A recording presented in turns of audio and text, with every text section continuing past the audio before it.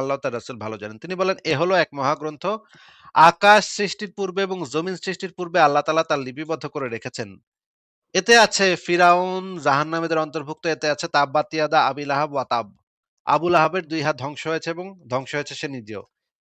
তাইলে এই কথাটা আল্লাহ পাক কবে লিখে রাখছে ভাই? এই যে মানে সৃষ্টির আবু পূর্বেও, লাহাব যে সৃষ্টির পূর্বেও। আকাশ সৃষ্টির পূর্বেও, জমিন তাইলে সৃষ্টির তো পূর্বেও। তাইলে তো এটা তো আল্লাহ পাক আগে ইচ্ছা করে রাখছে। এখন বলেন যে ৬১০ সালের পরে যখন আবু লাহাবের সাথে মুহাম্মদের গ্যাঞ্জাম হইল বা আবু লাহাব যে মুহাম্মদের বিরোধিতা করল, এইটা কি আবু লাহাব মানে স্বেচ্ছায় নিজ ইচ্ছায় সে বিরোধিতা করছিল নাকি সে আল্লাহ পাকের লিখিত মানে ইচ্ছা এবং লিখিত মানে তাকদির এই ২ টাকে সে ফলো করছে? হ্যাঁ, এটা তো আল্লাহ পাকের ইচ্ছাই হইছে। ইচ্ছায় তো হইছে এবং আল্লাহ পাক তো তাকে দিয়ে করায়ও নিছে সেই জিনিসটা নাকি? হুম, হুম। এবং লিখাও রাখছে সেই জিনিসটা নাকি? হ্যাঁ, ঠিক আছে। আচ্ছা বাট আরেকটা এই ফ্লো চার্ট দেখি, এই এই আরেকটা ফ্লো চার্ট আসিফ দেখি। ভাই, আমি ইন্টারাপ্ট করার জন্য খুবই সরি। বাট একটা লাইন বলতে চাচ্ছি। এই যে আপনার যেটা